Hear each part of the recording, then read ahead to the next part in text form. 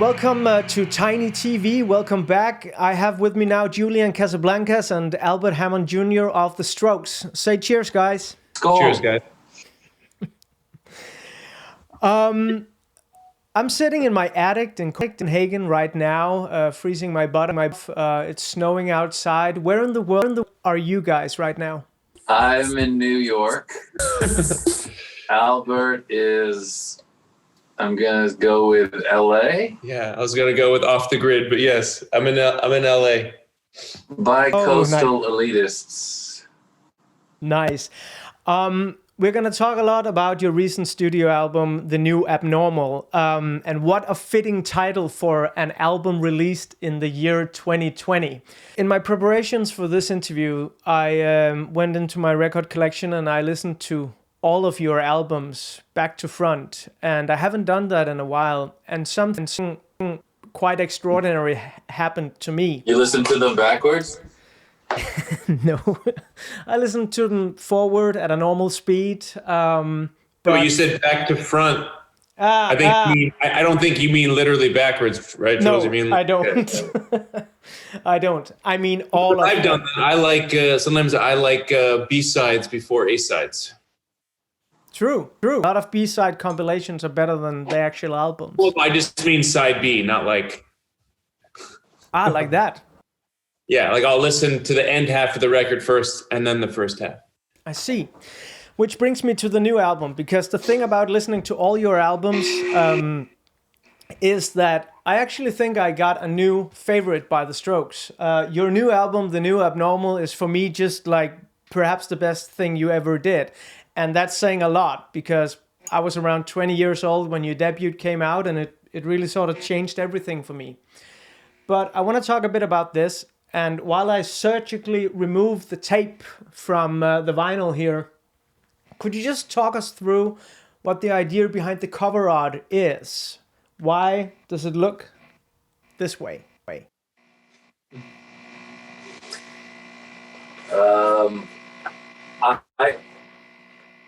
I had been using Basquiat paintings as the cover of like when I would send like demos around, I would just use it as like the cover art. And then I think I had been kind of operating in the world of kind of like more like slightly more, DIY vibes. And then so I think when we did this kind of, big budget Strokes record, and our manager was like, any ideas for art? I was like, how about a Basquiat painting? And sure enough, they came through and it happened. And I had chosen about 10 or so paintings, and I actually didn't specifically choose this one, but it was one of the ones. And I don't know. So it was like a group decision. I think the band voted for that one. It's really beautiful. It's a beautiful vinyl. Thank you. And so I'm curious to know, speaking about side A and side B, how do you decide which songs go side A and side B? Is that something that you care a lot about in The Strokes, or does somebody else do the track list? Damn, this is I remember I kind of did the track list.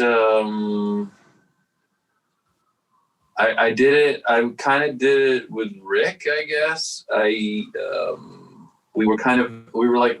were doing two birds with one stone. We were kind of going through mix notes. I think the band had sent mix notes.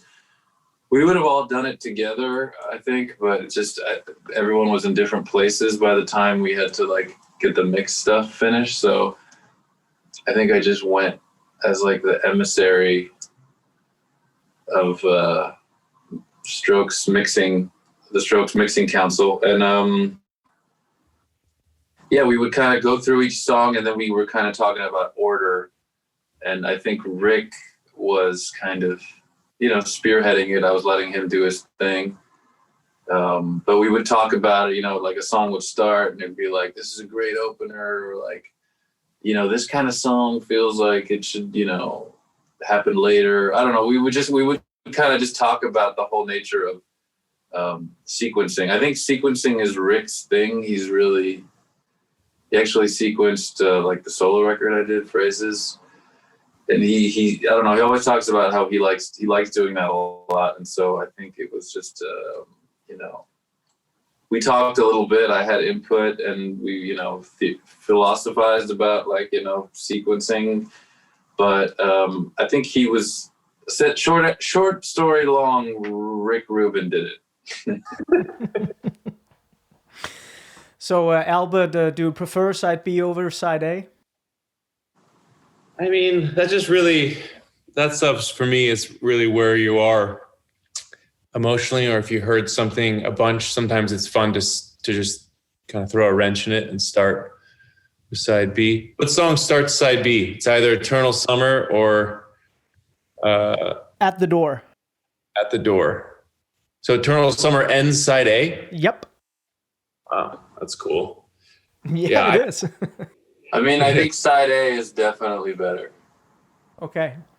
One of the things I notice a lot about The Adults Are Talking and on the album in general is your voice, Julian. There are places where your voice has the least vocal effects and plugins I've ever heard on The Strokes. It's more raw and it's very upfront of your face. Was this more clean vocal sound something that you had an urge to do specifically, or was it just Rick Rubin doing his Rubin thing?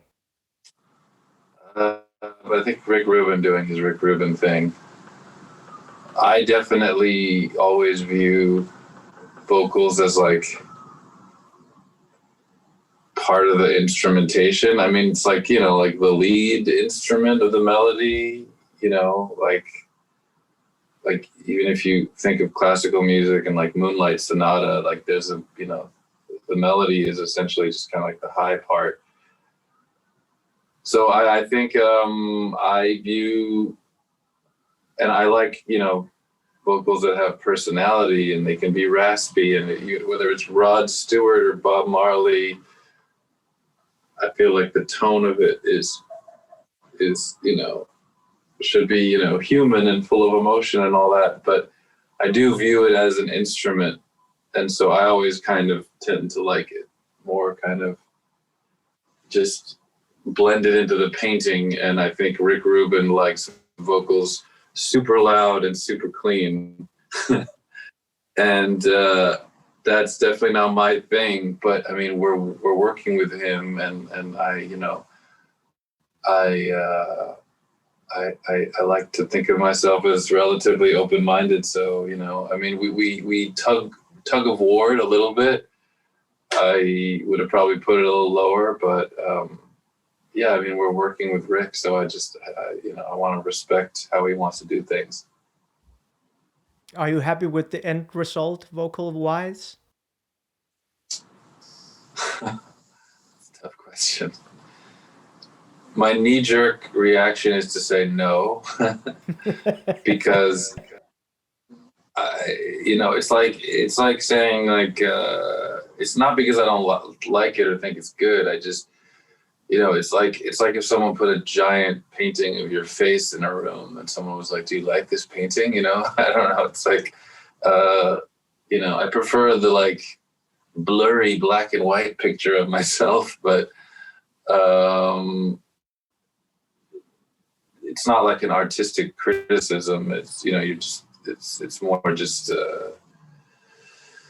it's like funny because if you listen to songs, you think like Rod Stewart. I was thinking I mentioned his name because of like this, Young Turks, probably his biggest song, and you listen to the vocal level and you'd think people when they mixing are always like they always put vocals so loud, and I get it, and it helps with popularity and stuff sometimes, but think of the vocal level of that song, it's pretty kind of buried. You can still hear his like raspy great voice, but do you know what I mean? It's not like and I don't know, that's kind of my spirit guide, so it's not where I would put it, but I'm not, it doesn't make me cringe or I don't want to change it or anything, if that answers your question. Yeah, definitely. But it is, as I said, like my new favorite Strokes album. So the tug of war thing, I don't care who won because the result is just really good. I also want to Rick, talk a bit. Yeah, sorry. Rick won. Okay. Well, I mean, from a band perspective, though, too, like I understand what Julian's saying and agree. Love that too, but I also love where it is, and I think, you know, maybe because I'm outside of it, just to be, you have a great voice, and to be in a band and you have that voice and to hear it like that, I don't know, it's exciting for me. So that angle of it. Yeah, I'm just always interested in. I think people would call it melody, but for me, I just consider it harmony. Like it's always like the way, you know, the bass and melody are bouncing off of each other, and the notes in between, what that does to it. I think that's where all the power is generated for me when I listen to music. And even if I'm listening to like a mix of like a classical song, you know, sometimes like when they put the violins too loud and it's like, you know, but I like, you know, recordings from the 1920s when it's just kind of like the harmonies are like crushed together and it becomes this like fuzzy blurb of, you know, a harmony ball. And that's really what kind of moves me personally. But anyway. Maybe we can make harmony balls on the next one. That's definitely the name of the new album. oh yeah, that would be. Then you have something to do in this isolated lockdown period. Do a new album. Or a good like band that. name, Harmony Balls. But I did like what you said, though. That makes so much sense and is very, very true. It's like giving me a new perspective on that. Maybe if we're all in the room doing it, it's like easier to like fine tune stuff, you know? it's almost like a chord itself. Sometimes when you play a chord a certain way, the way the notes hit each other, it's not like a single note. It becomes its own thing. It's like flavor of food. Sometimes like really good dishes, like they're flavors that you know, but then when they mix together, it becomes this new flavor that you've never tasted before. And I think, and I just feel that way about like tracks, and sometimes like, you know, like old ska music comes to mind where it's just like the drums and the bass and it's all like, it like melts together and it becomes this thing that you can't even describe, but that's always what moves me the most. I mean, there's also music that's very clear and spacious, and that can be good too, but teaches them. Speaking of distinct voices, on your single Bad Decisions, a great song from the new album as well, in the liner notes, it's written that it's co-written by Billy Idol, and you definitely hear the Dancing With Myself stuff. How did that come about? Me and Billy were hanging out, working on this tune. Billy's always there. That would have been cool. Yeah, I mean, I think I remember I was kind of like changing it, and I was kind of like, I think I asked Rick too. I was like, should I, like, is this a problem? Should I, like, is this like different? And Are we gonna have a problem? I can't remember, but it was just like, I don't know. I don't know. I didn't know if it was a temporary thing or, yeah, I mean, obviously I was very aware of that and not trying to shy away from it or pretend like it wasn't a thing. I don't know. I think it probably also stemmed subconsciously maybe from, I was thinking with Last Night and the Tom Petty thing. I remember when we were working on that, because we were just basically, you know, copying it. But I think at that time when you're kind of like learning how to like make, I remember just trying to learn how to make a song sound like a real song.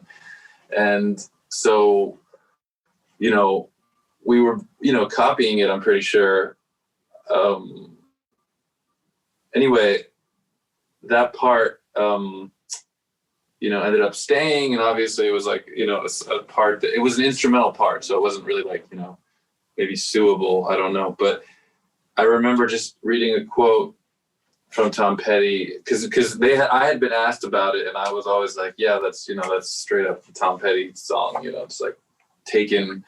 And I think I read an article where he had read me saying that, and he laughed because it was just like how honest. and he's like sued people, like the Sam Smith, and like, you know, they it's not like they don't sue people who, like, you know. So I think because we'd gotten away with that and it like had a good juju for us, maybe we hadn't like learned our lesson, and so it was like it's okay to like steal iconic 80s things if you just do it completely blatantly. So yeah, I mean, I was fine with kind of changing it, and I was aware it wasn't like, oh, it's, you know, the same, it's different. I mean, I think it was more like the words kind of is why it like was so hard to change, because it was just like a funny concept to like, it's almost like a comedy version. Anyway, I don't know. If it was up to me, I would have changed it, to be honest. But at some point, I can't remember when the discussion happened, but I think it was like, it's got to stay or something. I don't know. I go with the flow, and yeah. But we obviously credited them, and we came to an agreement before putting it out. So. Oh, that's good.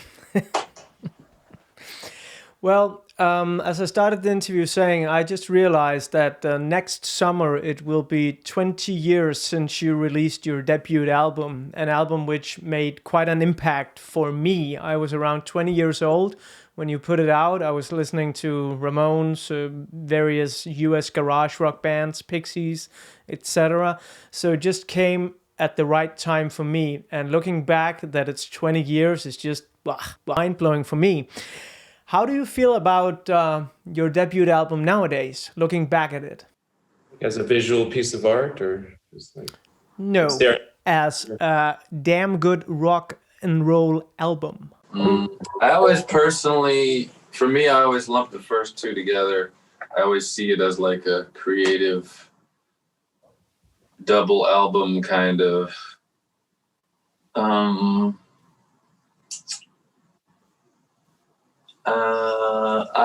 I don't know. I was drinking a lot, so I don't really like have a clear recollection of all the emotions of those days, unfortunately, which is kind of a regret, and why I'm gonna turn this into a PSA for not drinking, because it was just a substitute for weakness and lack of confidence, and yeah, I don't know. I look back on it fine, good, well. I mean, I'm happy with it. From the second we finished it, and the second we finished the second record, I think I'm always kind of on to the next thing. You know, I don't like to bask in things. I feel like, you know, you celebrate for a little bit and then you kind of move on. And then, I don't know, the quest continues for me personally. What is your quest now after the new Abnormal? I mean, the quest now is still the same as it was with Is This It? It's trying to kind of create something that, you know, is artistically inspiring, and even though it kind of has the elements of underground, the energy and power and excitement underground art, it can somehow be mainstream in its own time. And I think that in and of itself is inspiring on a political level, because it gives people kind of belief, hope, and inspiration that, you know, truth and justice can prevail in society over, you know, the lesser evil, you know, behaviors of man trying to take over the mainstream market. Well put, sir. Very well put indeed. Hope to see you in 2021 somewhere at a concert, if that will happen. Otherwise, stay safe, guys. Cool. I think we will. Yeah. Get some vaccines. Yeah, let's get vaccines and lots of concerts. That would be great. So I'm gonna check out. Thank you. Thanks so much. Bye. Yeah, bye-bye.